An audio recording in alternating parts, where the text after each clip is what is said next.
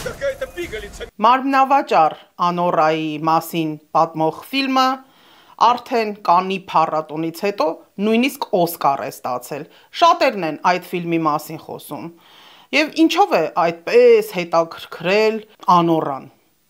Ողջույն սիրելի բարեկամներ, այսօր որոշել եմ Անորայի ֆիլմի մասին ձեզ ներկայացնել ու իմ տպավորությունները հայտնել, որովհետև զարմացա, որ շատ գրագետ, խելացի, նույնիսկ ուսուցիչ մարդիկ կան, որ ցնցված են Անորա ֆիլմից։ Նաև Վազգեն Սարգսյանի կյանքի մասին պատմող ֆիլմի շնորհանդեսից հետո, որը կայացել է մարտի 5-ին, արժեր թեթևակի ձեզ պատմել եւ զուգահեռներ անցկացնել, թե ընդհանրապես կինեմատոգրաֆիայում ինչեր կային, որտեղից ուր են գնում։ Անորան դիտեցի իմ դստեր խորհրդով, որովհետև իր հասակակիցները շատերը նայել էին, ինքը չէր դիտել, ասում էր, որ այդ ֆիլմը խորհուրդ են տվել, չգիտես են, որ ասում են, ինչը բզեց, ես նման ֆիլմեր չեմ նայում, բայց փնտրեցի համացանցում կար, նույնիսկ այն ժամանակ, երբ որ Օսկար դեռ չէր ստացել։ Դիտեցի հենց սկզբից արդեն են, որ ասում է չքաշեց, բայց ասացի, որ նայեմ միջև վերջ ու հասկանամ, ինչ են բոլորը այդպես ցնցված, ու հատկապես հետաքրքիր էր, որ իմ ռուս գոլեգաներից մեկն էլ, երբ որ հարց էի տվել, նեղացավ, թե այդ ինչեր ես ասում, երբ որ հատկապես ես այդ ֆիլմով ցնցված եմ։ Ձեր համար ուրեմն առանձնացրել եմ, կարդալու եմ, թե ովքեր են ռեժիսորները, որտեղից հայտնվեց Վաչեն եւ երկու հայ այդ ֆիլմում առանձնակի դեր ունեցան։ Նախ եւ առաջ, որ սյուժեն փոքրիկ ձևով պատկերացնեք, Անորան մի էմիգրանտի դուստր է, ասում են ռուս է, բայց այնտեղ չի նշվում հստակ, ասվում է, որ հետ սովետական երկրներից է։ Մեկը գրում է քննադատների շարքում, որ ուզբեկ է, Ուզբեկստանից է, ամեն դեպքում իր աչքերի ձևն էլ չի հստակեցվում, թե ինչ ազգ է։ Աշխատում է մարմնավաճառ, ռուսերեն ասած էսկորտ, այսինքն են թանկարժեք հայերեն բառեր եմ ուզում փնտրել, որովհետև գիտեմ իմ ալիքը նայում են նաև երեխաներ, որ սենց վատ բառեր չօգտագործեն, ոնց որ ռուսերեն լավ է հնչում օտար։ Մի խոսքով բարձր վճարովի մարմնավաճառ է եւ պիլոնի վրա պարուհի կամ ստրիպտիզյոր շա։ Եվ նա մի օր հանդիպում է իբրև թե ուրեմն էմիգրանտ ռուսի, իբրև թե չէ։ Ինչի իբրև թե, որովհետև հայերը այդ ֆիլմում հայտնվել են հենց այդ Անորայի հետ կապված Իվան անունով ռուս տղայի, որը շատ երիտասարդ է, իրական կյանքում ի դեպ դերասանը 22-23 տարեկան է եւ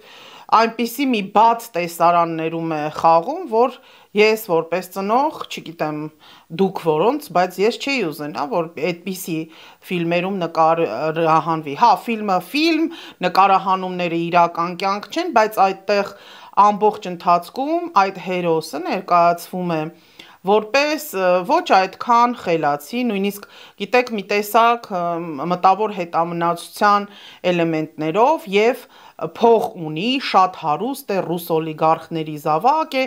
որը Ամերիկայում է գտնվում եւ իր ունեցած փողերով որոշում է Անորային է։ Մի անգամ վարձի, հետո էլի է վարձում, հետո մեկ շաբաթով ու դրա դիմաց $15,000 է տալիս եւ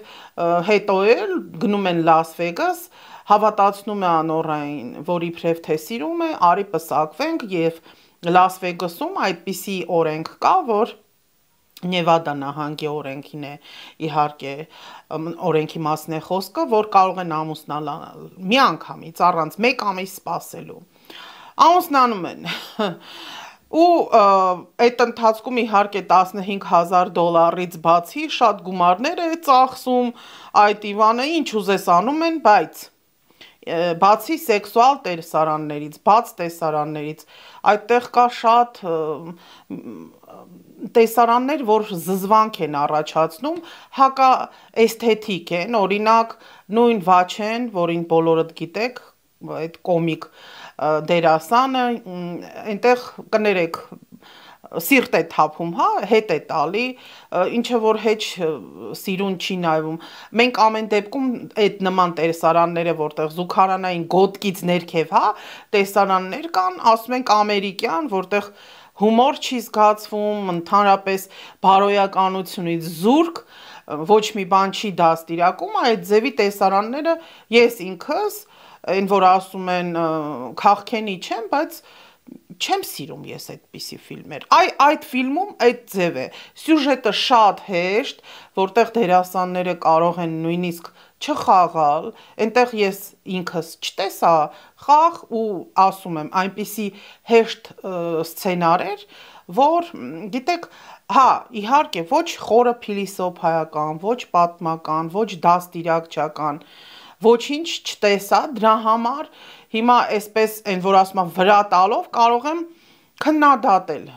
Она обоих вас побила? Да она дерется, как мужик.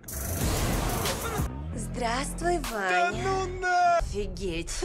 Офигеть! Да ты сорвала джекпот. Золушка? Да, мать твою, Золушка. Женился на проститутке? Что за бред? Отец Ивана хочет аннулировать этот брак. Мы не станем разводиться, подонок! Воу, ничего себе. Стой, стой, стой, стой, стой, стой! Спокойно. Ես իսկապես զարմանում եմ, թե ինչ են տվել, հասկանում եմ, որ տեխնիկական մասնաբաժնով գուցե անթերի են նույնիսկ, որովհետև այնտեղ նշվում է, ինչ ժապավենի վրա են նկարում, շատ ֆիլմեր, նույնիսկ օրինակ այ Ռուբեն Մամուլյանին, հա, համեմատենք, այստեղ մենք խոսում էինք միջև եթերը, եւ Ռուբեն Մամուլյանը, երբ որ հրավիրված էր Կլեոպատրա, հայտնի Կլեոպատրան Էլիզաբեթ Թեյլորի հետ երևի հիշում եք։ Մի խոսքով այդ Ռուբեն Մամուլյանի հետ համեմատություն էի ուզում գտնել եւ նայում էի ոնց են նկարել Կլեոպատրա ֆիլմը ու այնտեղ էլ տեխնիկական տվյալներով նույնն է այս անորա ֆիլմում օգտագործվում է այն ժապավենը, որը լիամետրաժ ֆիլմում ընդհանրապես ընդունված է, այսինքն որակական տեսանկյունից, տեխնիկական տեսանկյուններից գուցե կինոփառատոնների մրցանակները արժանի են, բայց սցենարի իր ուրեմն իմաստի առումով ես ոչինչ չեմ գտնում, որովհետև այո, համաձայն եմ, հեշտ սցենարները, որոնք մարդկային են, դրանք իհարկե գրավում են ավելի շատ, քան թե եթե, ինչպես ասացի, խորը փիլիսոփայական են կամ ունեն ինչ-որ կոնկրետ ուղղվածություն, ինչ-որ մի բան սովորեցնել, նույնիսկ էթիկայի հետ կապված կամ որևիցե կապ չունի, դաստիարակչական, այստեղ չկա, որովհետև հերոսները նաև թմրանյութեր են օգտագործում եւ դա բացահայտ ցուցադրվում է որպես լրագրող, որպես կինոքննադատ, ես իրավունք չունեմ չասեմ, որ այս ֆիլմը կարող է նպաստել նաև այդպիսի ձգտումներին, եթե երիտասարդներն են նայում, որովհետև մարդը իր ընթացքում ամեն ինչ ուզում է ուսումնասիրել եւ երիտասարդները, հեսա կասեք, բոլորս երիտասարդ ենք եղել։ Մեկը ռոք է լսել, մեկը չգիտեմ, ծխախոտ է փորձել երևի, մեկը խմիչք է փորձել, ինչ կա, որ այս ֆիլմում ամեն ինչ այդ ձև ցույց են տալիս։ Այստեղ նաև կա, որ խանութն են ջարդուփշուր անում, այդպիսի տեսարաններ էլ կան, արյան տեսարաններ էլ կան, որ չես ուզում նույնիսկ դիտել, բայց հիմնականում այդ մարմնավաճառությունը եւ թմրանյութերը կապ չունի, ինչքան օրինակ ես կարդացի ռուս քննադատների, թե իբրև թե սա ցույց է տալի, որ ինչ են մեր երիտասարդները անում եւ ինչ պետք չի անել, այսինքն դաստիարակչական գուցե մաս ունի, բայց հակառակը չէ որ ծխախոտը եթե երևում է հեռուստադիտողի առաջ ինքն էլ է մտածում դրա մասին։ Օրինակ կար մի ֆիլմ, որ ես այս սերիալների, ընթացքում նայում եմ, ոչ թե ուրեմն լիամետրաժ ֆիլմի մասին է խոսքը, այլ սերիալի մասին, «Օտտիպիլա» կոչվում, եւ այդ ֆիլմում հայտնի դերասաններ են եւ հայտնի ռեժիսորի պատմական իրողություններն են, Ֆյոդոր Բոնդարչուկի, եւ ինչ որ մի ֆիլմի նկարահանելու դրվագ է պատմվում, այնտեղ բոլորը ծխում են օրինակ եւ շատերը հենց դրա վրա էին քննադատությունը կազմել, բայց այստեղ ծխախոտն է, ինչը որ իհարկե պարզ է, որ հեչ գովազդելու բան չի, դաստիարակ չական չի, բայց մի այլ բան է, երբ որ դու YouTube-ը կարող է նաև արգելափակել եւ ես ոչ այդ տեսարանները կարող եմ ձեզ ցույց տալ, դուք կարող եք ինքներդ նայել, բայց շատ դեպքերում այսպիսի անաչառ եւ սենց բացված, ֆիլմերի մասին կարծիքը օգնում է, որ հասկանաս նայես թե չնայես եւ օրինակ այդ ֆիլմը դուք կնայեք արդյոք ձեր ընտանիքի հետ հաստատ ընտանեկան ֆիլմ չի եւ նայեք կարդամ այդ ֆիլմի ուրեմն անոտացիաները գրած է կոմեդիա եւ դրամա, բայց կոմեդիա ես ընդհանրապես չեմ հասկանում ինչումն է կոմեդիան, եթե այնտեղ ուրեմն երիտասարդ տղայի ուրախանալը նարկոտիկների, այսինքն թմրանյութերի խմելու կամ մարմնավաճառի հետ ներկայացվում այնպես կարծես թե դա կոմեդիա է, չէ, իմ համար հաստատ ավելի շատ դա կյանքի սոցիալական խնդիր է, որովհետև նույնիսկ չես կարող այս պատմությունը հայտնի կրասոտկա, այսինքն սիրունիկը Ռիչարդ Գիրի, Ջուլիա Ռոբերտսի հետ համեմատես, կարող է գուցե ասես այ անորան, ուրեմն ժամանակակից կամ մոխրոտիկն է կամ այդ սիրունիկն է, բայց չէ, բնավ անորան իր ֆիզիկական տվյալներով ընդհանրապես գրավիչ չի, եթե թույլ կտակ ասեմ, սեքսուալ չէ, այսինքն ինքը բնական, ոչ մեջքը բարակ, որ ասես Էլիզաբեթ Թեյլորն է, էլի Կլեոպատրան կամ չգիտեմ Մերլին Մոնրոն կամ որևիցե մեկը, նույնիսկ աղջկա կնոջ մասին այդ ձև չեմ կարող ասել, բայց մի կողմից իրենք ընտրել էին երևի լավ էին ընտրել, այնպիսի մի դերասանուհի, որ Աստված ասում է թողների, Աստվածաշունչն էլ է ասում, ոչ մեկ թող այդ սեքս ինդուստրիայի, սեքս աշխատողներին մեղադրել կամ չգիտեմ դատել, ասում են մի դատիր, որ դատված չլինես, բայց ամեն դեպքում մեղքի մեջ այդ ընկած այդ ստրուկտուրայի մարդիկ, որոնք հայերեն նույնիսկ թարգմանություններ չունի, ես ձեր հետ խոսում եմ, մտածում եմ, իսկ սուտինյոր բառը ոնց ասեմ, երևի միջնորդ, այդ մարմնավաճառության միջնորդների մասին, այստեղ ինչ համեմատես, եթե այդ աղջիկը նույնիսկ իսկապես գրավիչ չի, չունի բնական գեղեցիկ կրծքեր, բարակ մեջք, չունի դեմքը արտահայտիչ, ոչ մի բանով ինքը գրավիչ չի, իր կերպարը չի մնում ձեր հիշողության մեջ, հավատացնում եմ, որ իր կերպարը չի մնում, բայց օրինակ Վաչեինը կարա մնա, ուղղակի հայկական մասը ուզում եմ առանձին ասել եւ մի քանի բան ասեմ, օրինակ գլխավոր դերը այդ աղջկան վարձող հետո Լաս Վեգասում, որ ամուսնացել է Մարկ Էյդենշտեյնը, ինքը ռուս դերասան է, նու գուցե չգիտեմ հրեա է կամ գերմանացի Էյդենշտեյն ազգանով, չեմ կարող հստակ ասել, բայց իր խաղը նաև եղել է էլի ռուսական ֆիլմում, որտեղ էլինա դեռահասի խնդիրների հետ կապված դեր է խաղացել եւ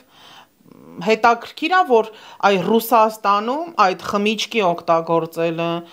թմրանյութերի օգտագործելը ինքը շատ մասսայական է։ Մենք հիմա կասենք, բա Հայաստանում նույնն է, բայց մենք գոնե ծնողներով փորձում ենք պայքարել, որպեսզի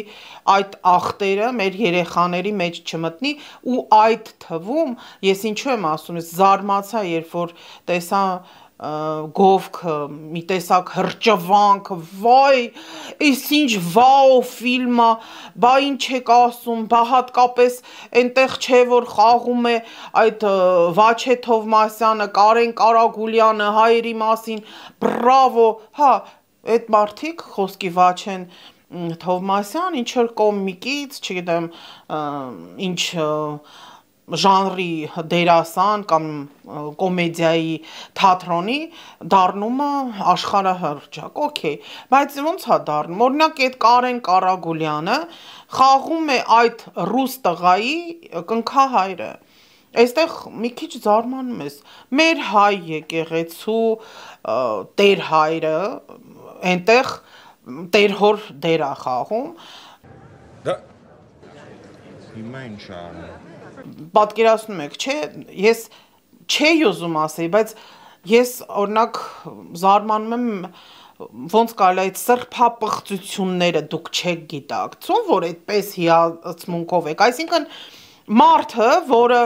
եկեղեցական է, տերտերա, չգիտեմ, քահանա է, չգիտեմ, ընդ վարդապետ է, խոսքի օրինակ եմ ասում, հա, հայա եւ նա ոչ միայն կնքահայր է, այլ ռուս օլիգարխների հազար ներողություն շեստյորկայություն է անում, այսինքն դա իրական կյանքում մեկ էլ տեսնում ես հրճվանքի նման գրել են, հա ինչ է, իրական դեմքը ցույց տվեցին, որ հայերը ոնց են ռուս մեծահարուստների ծառայողները աշխատում, այս դեպքում իրենց երեխայի լկստված երեխայի ուրեմն դայակների դերը, հա, եթե մեղմ ասենք դայակների, բայց այնտեղ հասնում են նրան, որ այդ Իվանի ծնողները հատկապես իր մայրը իր ուժեղ կերպարով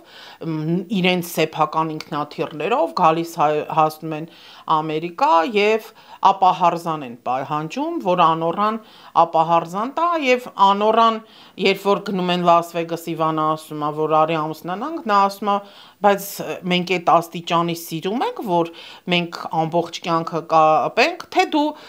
green card ստանալու, այսինքն ապրելու համար ես ուզում, այդ Իվան ասում է համոզում է, նույնիսկ այնտեղ մուշտակ է հագցնում, թանկարժեք, որը միակն է լինում, որ մնում է այդ անորային, էլի, որովհետև մատանի է մեծ կառատով տալիս, ինչը որ վերցնում են այդ երկու հայ կոչեցյալները ու այդ ընթացքում մի տեսակ կարկամում եմ, ասում եմ, նախ մեր եկեղեցին ու ընդհանրապես այնքան խորքային, երբ որ հասկանում ես ուրիշ եկեղեցու սպասավորներին, թեկուզ քրիստոնեական, թեկուզ ուղղափառ, այդպեսի պայմանավորվածություն կա, որ չկնքեն, բայց ամեն դեպքում օրինակ, եթե համեմատենք հիմիկվա ռեալիաները, այսինքն իրականությունը, Ռուսաստանից շատ մենք ռելոկանտներ ունենք եւ այստեղ երեխաներ են ծնվում եւ այդ ռուսները կամ ազգությամբ գուցե ռուս չեն, բայց իրենք ռուսաստանցի են, որովհետեւ չմոռանանք այնտեղ բազմազգ են, կարող է լինի էվենք, չգիտեմ, թաթար, կարող է լինի եւ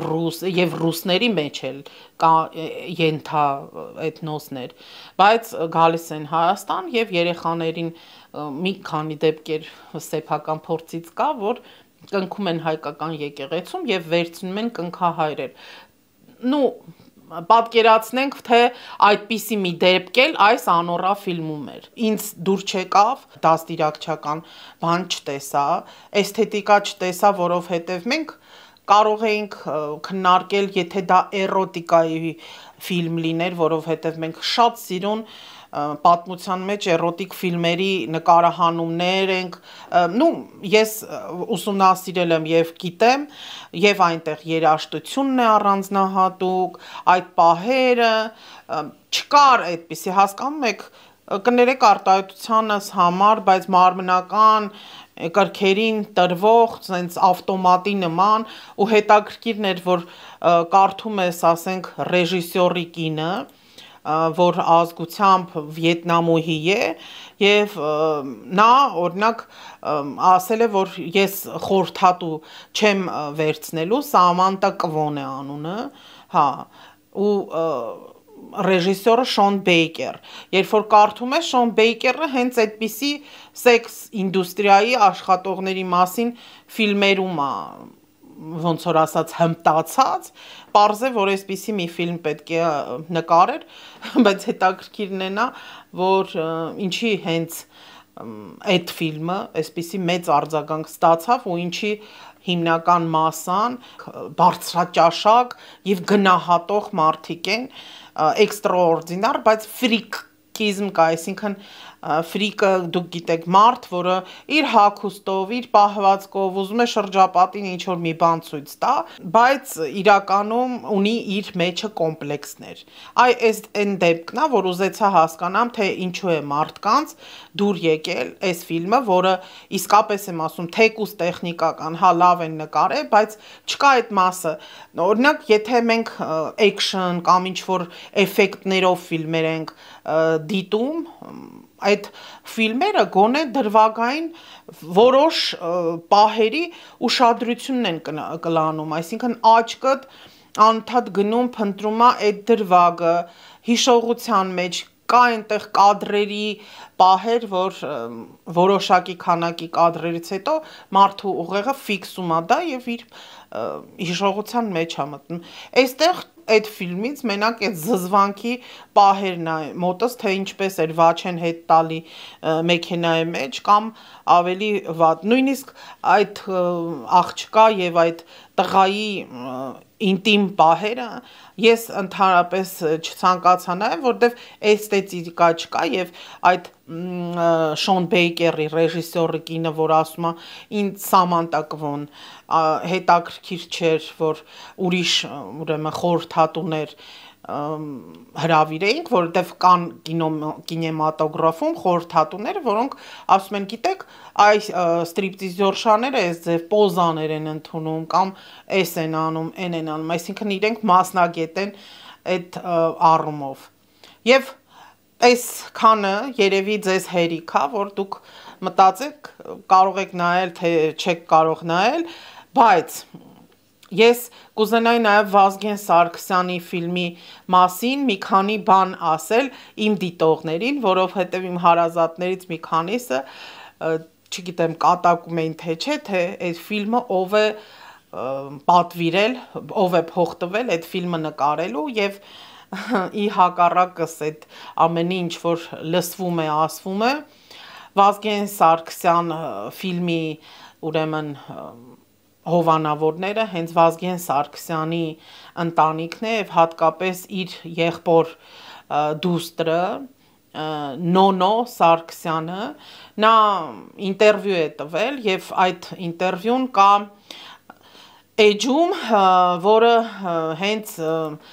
այդ պրոդյուսերական կամպանիան է, այսինքն Genetic Productions է կոչվում, դուք կարող եք Facebook-ում բացել ու այնտեղ կբերի Վազգեն Սարգսյանի ֆիլմի ուրեմն աֆիշան, որտեղ գրած է Վազգեն վերջին սպարապետ։ Հա, իդեպ վերնագրի հետ հենց սկզբից սկսեմ, որ ինչու վերջին սպարապետ, շատերը չէ որ Վազգեն Սարգսյանին որպես սպարապետ չեն էլ համարել, որովհետև նա զինվորական չի եղել եւ ինչի վերջին, եթե այսինքն դուք դրանով վերջ եք տալիս, որ հայ ազգել պատերազմի մասնակից կամ հերոսներ կամ սպարապետներ չի ունենա, այսինքն հենց ֆիլմի վերնագրից օրինակ ես այդպիսի հարցեր եմ տալիս, թեպետ ասեմ, որ դերասանական կազմը միայն այն, որ Խորեն Լևոնյանն է մասնակցում, որը գիտեք իր պապիկին էր նման եւ երբ որ եղավ շնորհանդեսը ֆիլմի կինո Մոսկվայում, նա այնտեղ էլ ասեց, որ գիտեք, միջև այդ վաղտ ինձ իմ պապիկին էին նմանացնում, հիմա Վազգեն Սարգսյանին, իրեն շատ դուր է եկել այդ ֆիլմում նկարահանվել, եթե չենք տեսել, հստակ չեմ կարող ասել, քննադատ եմ այդ ֆիլմը թե չէ, ուղղակի այդ աղջիկը դուստրը եղբոր, նա էլ է ասում, որ ես կյանքիս ընթացքում ուզում էի անընդհատ մի պահ եկավ, որ ուզում էի անպայման հորեղբորս մասին ֆիլմ նկարեի, այդ մասին նա լայվ եմ տեսանյութում է ասել, որ YouTube-ը չփակի, դա չեմ դնի, ուղղակի հղումներով կարող եք տեսնել YouTube-ի այս տեսանյութի կամ տակ կամ information այ կետիկով վերևը կտեսնեք։ Շատ սուբյեկտիվ կլինի իմ տպավորությունները, որովհետև կյանքի մի ամբողջ ընթացք աչքերի տակում հասնում է, ամեն ինչը վերհիշում ես, որ հույզերը ես որ զսպող մարդեմ երբեմն այդ հույզերը զսպել չի թվում։ Այսինքն ես ֆիլմը չէի նայում գնահատելու իմ կյանքի դրվագները կոմենտավորումների շատ շնորհակալ եմ Մոնիկից, որ ես երազանքը իրականություն դարձրեց, անկախ նրան թե մի ինչ գնահատել։ Ինչպես էր մարմնավորում Խորեն Լևոնյանը սպարապետին։ Շատ լավ, ինքը թե արտաքինով շատ նման էր, շատ դեպքերում ձայնի մանավանդ թե մահապատների կոչի ժամանակ վերջին ելևէջները, թե անկախության մասով երբ որ հրապարակում, այնքան մոտեցրեց ձայնը, որ Վազգենի ձայնին նմանվեց, այնպես որ Բայց մի բան էլ կարող եմ ասել, որ այս տեսակի ֆիլմերը, ինչպես նաև Գարեգին Նժդեհինը, անպագորգոր, այսպես շնորհանդեսով սկսում են, բայց չի նվաճում, հասկանում եք, դիտողի, հեռուստադիտողի սերը կամ հիշողությունը այնպես, ոնց որ ժամանակին ֆիլմեր էր նկարում մեր Հայ ֆիլմ ստուդիան Համո Բեկնազարյանի։ Լավ կլիներ տարբերությունը զգային եւ այս դարում տեխնիկական դարում երբ որ կարելի է լույսը հետաքրքիր ձևով ու հեշտ ձևով գտնել առաջվային մեծ սարքերը չի էլի որ վերցնեն ու այդ մեծ սարքերով վազեն էսկոմենկոմ լույս գտնեն 1-10 րոպե օրվա մեջ ունենան կարողանան նկարեն կամ ձայնը, այսինքն ձայնային հնչյունային նորմալ տեխնիկա եւ օպերատորներ եւ մոնտաժ անողներ լինեն։ Հայ դեպ Անորայի մոնտաժնիկն էլ է ստացել Օսկար, որ դե գիտեք ես ինքս այս իմ հաղորդումներս որ մոնտաժ եմ անում երկարատև նաև աշխատել եմ աշխարհի հայտնի լրատվամիջոցներից մի քանիսում, այնտեղ մի մեծ խումբ է աշխատում, այստեղ էլ պարզ է, որ եթե ֆիլմը ամերիկյան, ռուսական, նու բավականին այսպես երևի գումար են ծախսել, այնտեղ գրվում է, որ մոտ 6 միլիոն ուրեմն ծախսել են ֆիլմի վրա եւ ստացել են 46 միլիոն, չգիտեմ դա լավ է թե վատ է, բայց 6 միլիոն դոլար, որ համեմատությունը զգաք, շատ քիչ է լավ ֆիլմ ստանալու, որովհետև ինչպես ձեզ ասացի, օրինակ Կլեոպատրա ֆիլմը, երբ որ նկարահանվում էր, Կլեոպատրա ֆիլմը մի քանի, մեկ ամսում, երկու ամսում արդեն ծախսել էր Լոնդոնի նկարահանումներում, որտեղ նաև Ռուբեն ինչպես ասացի Մամուլյանն էր ռեժիսոր, իհարկե վերջնական ֆիլմը Ռուբեն Մամուլյանը չի նկարում, որովհետև իրենք խնդիրներ են ունենում դերասանուհու Էլիզաբեթ Թեյլորի հետ, այն ժամանակ ասում եմ, որ սկզբի հատվածը օրինակ 6 միլիոն դոլար էին օգտագործել ու 62 թվականին պետք է ֆիլմը հանձնվեր, այնտեղ ստացվեց այնպես, որ հիվանդանում է գլխավոր դերասանուհին, մի քանի անգամ նույնիսկ թոքարբորբ է ընկնում, շատ մեծ խնդիրներով են նկարել, բայց 63 թվականին ի վերջո ֆիլմը ստացվում է եւ արդեն հանդիսատեսին են հանձնում։ Այդ ֆիլմը ուրեմն 31 միլիոնով է նկարվել եւ Կանադայում, Ամերիկայում ունեցել է 57 Կանադա,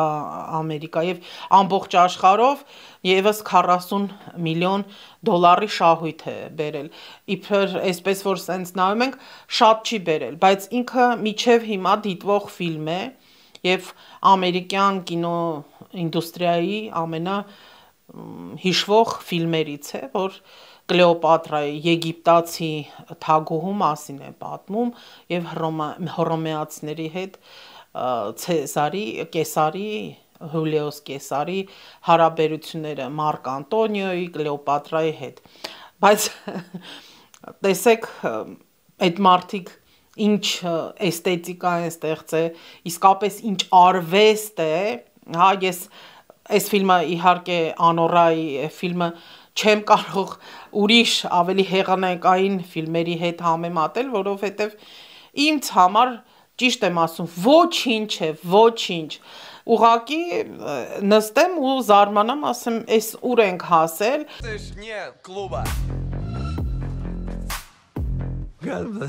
Մի տեսակ նաև ծիծաղելի է այս ամենը, այս ֆիլմերը ներկայացնել այնպես, որ տեսեք, մենք հզոր աշխատանք ենք արել եւ ներկայացնում ենք այն ամենը, ինչ որ փոփոխություններ են հիմա ժամանակակից կյանքում արվում։ Բայց ես միևնույն է մտածում եմ, որ ֆիլմը պետք է առաջին հերթին դաստիարակի եւ անպայման պետք է բարոյականություն իր մեջ ունենա, որ մենք ապահովենք մեր երեխաների, ինչպես ասում են, ճիշտ դաստիարակությունը նաև ֆիլմերով, թե չէ այսպես տեսնում ես անդադ համացանցերում կարճ շորթեր են նայում, շատ լավ ֆիլմեր, այդպիսի ճչան ֆիլմեր չենք տեսնում, միայն լսում ենք, որ, չգիտեմ, Սլովը պացանա կամ ինչ որ տենց մի բաներ են նկարում, իսկ արդյոք այդ աստիճանի դա պետք է նկարվի։ Ես գտնում եմ, որ ոչ, որովհետև գիտեք, մեծ հիմա ուրբանիզացիա է գնում, մարդիկ ավելի քիչ են ապրում գյուղերում եւ քաղաքներում հասանելի է համացանցը, այն ախտերը, այն վտանգավոր մոմենտները, որ մարդու կայացման տարիքին են լինում, դեռահասության եւ հետագայում, երբ որ հասունացման շրջանը, քիչ են ծնողները մտահոգվում, մի բան էլ մտահոգվեն, տեսնեն ինչ են այդ ֆիլմերում ցուցադրում, մի հատ էլ դրոշակ սարքեն, թե սա իրական կյանքն է։ Հիմա ոնց որ այդ իրական բառն էլ որ ասում ես, անդադ ուղեղով գնում ես Նիկոլ Փաշինյանի իրական Հայաստանին, որ արդեն ֆանտոմ է դարձրել։ Հիմա այս ֆիլմն է ու զարմանում եմ, որ նման ֆիլմը, ասում եմ, այսօրվա կրթող մարդիկ դասախոս են, չգիտեմ, այնտեղ լրագրող են, չնայած լրագրողներից ասում եմ, մենակ դեռևս մեկ հոգու մոտ եմ տեսել, ռուս լրագրող գոլեգաներիցս, որ ինքը հիացած է, թե այս ինչ մի ֆիլմ է։ Այսքանը, սիրելի բարեկամներ, դուք դիտել եք թե ոչ, օրինակ Վազգեն Սարգսյան ֆիլմի հետ կապված,